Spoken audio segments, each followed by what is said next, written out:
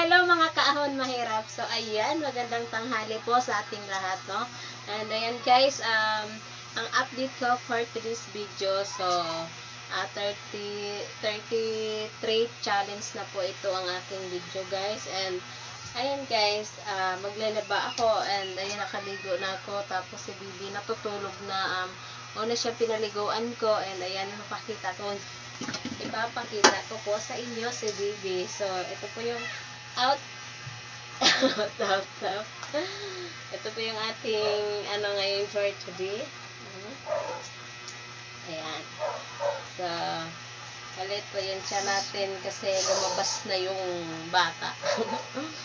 So ayan guys, ipapakita ko si Bibi sa inyo. Wait lang. So ipakita ko rin yung labahan ko. Konti lang naman guys. Ayan. Tulog na siya. Nauna pa siyang natulog sa akin. Ayan. Ayan. Tulog na siya. May didi pa siya guys. Ayan. Tulog na yung baby namin. Ayan guys.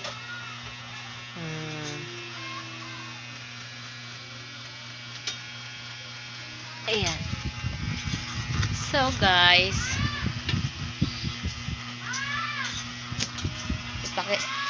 ayan yung mga nilaban ko, hindi pa na hindi pa natupi, no? Kasi medyo basa pa. So namamalat ang ating mukha. So ayan guys. Uy. Ano ba yan? So, ayan guys, ipapakita ko sa inyo yung nilabahan ko na sa labas. Wait.